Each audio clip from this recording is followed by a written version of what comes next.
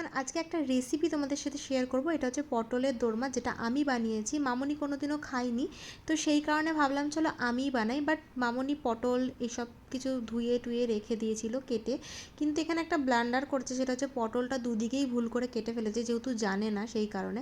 আর এখানে আমি একটু দেখাচ্ছি যে কি কি আমি এখন পেস্ট করব। দেখো এখানে পটলের যে বীজগুলো রয়েছে, তারপরে পোস্ত, এইসব সব কিছু কিন্তু একসাথে পেস্ট করেছি। তার সাথে একটু কাঁচা লঙ্কা, পেঁয়াজ, রসুন আর একটু কয়েকটা চিংড়ি মাছ দিয়েছি, আর তার সাথে একটু পোস্ত দিয়ে একসাথে এটাকে ব্লেন্ড করেছি। আর দেখো ঠিক এই রকম হবে পেস্টটা, মানে থিকনেসটা তোমরা দেখে নাও, দেখে বুঝে নাও যে এই টাইপের একটুখানি তোমরা পেস্টটা করবে।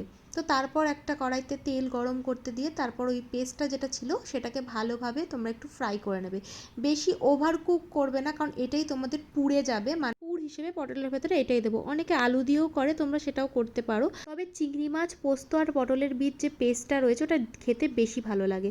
তো এখানে একটুখানি আমি ফ্রাই করে নিচ্ছি, তার মধ্যে দিয়েছি একটুখানি নুন, এটা যে যার স্বাদ মতো দিয়ে দেবে।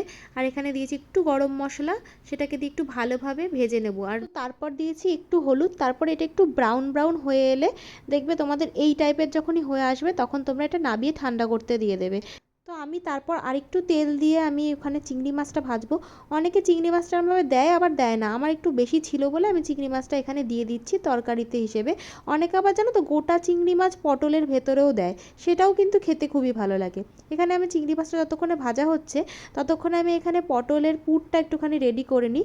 এখানে আমি একটু চেক করছিলাম যে ঠান্ডা হয়েছে কি না।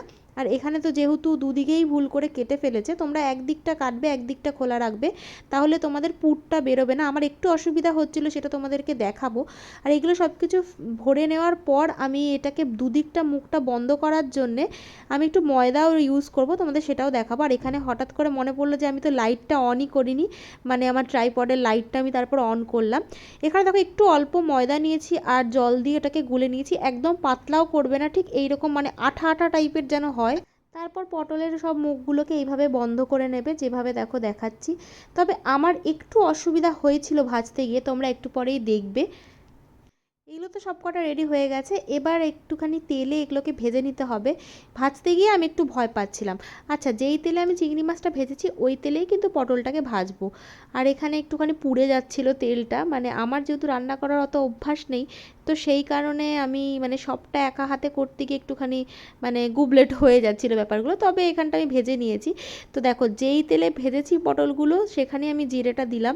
তো প্লিজ এটা কিছু কেউ ভেবো না, কারণ আমরা মনে হয় সবাই এটা করে থাকি। আমরা বাঙালি বস, আমরা কোনো কিছু ফেলে দিই না। একটু পরেই তার আরেকটা বড় নমুনা তোমাদের সাথে শেয়ার করব।